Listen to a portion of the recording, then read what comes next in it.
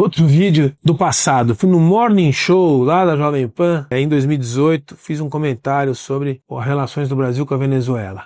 Citou agora só a questão relacionada ao nosso vizinho aqui. Tem duas políticas muito distintas, políticas externas muito distintas relacionadas à Venezuela, do que era o governo anterior e desse governo agora. Como que você acha que deve ser a política brasileira frente a essas atrocidades que acontecem nessa ditadura da Venezuela? A Venezuela é o seguinte, o Brasil fez um papelão durante todo esse período do governo do PT em relação à política externa. 8 anos depois, 8 anos depois, vale tudo e mais um pouco que eu falei. Uma vergonha internacional. O país continua dando um apoio incondicional a um país que é uma ditadura absoluta. Nós estamos vivendo a era, finalmente, de chegada de um governo nos Estados Unidos que vai está prestes a fazer uma intervenção. Quando você vê esse vídeo, provavelmente, talvez já tenha tido um novo capítulo numa ditadura que começa lá no final dos anos 90. O bolivarianismo chavista começou no meio dos anos 90, se estabeleceu em 99, fechou o Congresso, mudou a Constituição e foram 25 anos de tortura no povo venezuelano. Aqui, há 8 anos atrás, era 17 anos de tortura. E a gente já dizia tudo e o papelão que o Brasil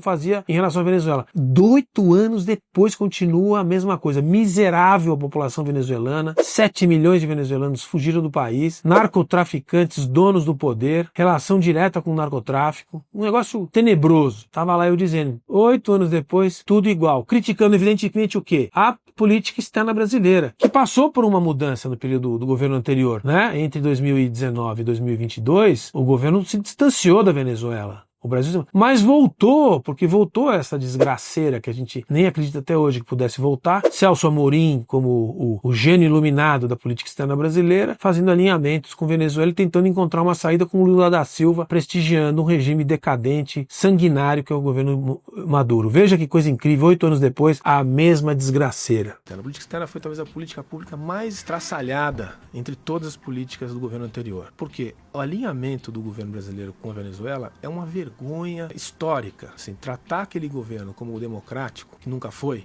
e expulsar o Paraguai alguns anos atrás pela cláusula democrática é uma aberração de um tamanho. É a clareza de que existia uma ideologia totalmente fora da realidade e agora nós estamos pagando muito caro por isso, porque o quadro venezuelano tem muito a ver com a ação brasileira, com a presença brasileira e com a influência brasileira. O Brasil tem responsabilidade sobre o que aconteceu na Venezuela. E esse silêncio agora ainda já mudou um pouco a política. O ministro Aloysio já se posicionou de forma um pouco mais clara, mas o Mercosul ainda é muito, vamos dizer assim, muito mole em relação à Venezuela. Deveria ter uma ação muito incisiva condenando o que é essa aberração que é o modelo de governo Maduro. Sim. A Venezuela é uma ditadura, reprime as pessoas, mata gente, mata estudante, mata criança e o Brasil fica fazendo esse tipo de neutralidade. Se vocês pedirem a minha ajuda, a gente vai ajudar, senão eu vou ficar neutro. Não tem essa conversa. Isso para o cidadão que acompanha, infelizmente política externa é um tema muito sofisticado, as pessoas não acompanham, mas para quem acompanha é uma tristeza o que a gente fez, porque a gente tinha uma história muito mais de autonomia, de altivez. Ainda no final eu faço uma crítica à responsabilidade brasileira e faço um comentário sobre o Mercosul. Olha que coisa. Eu vou te falar uma coisa, meu.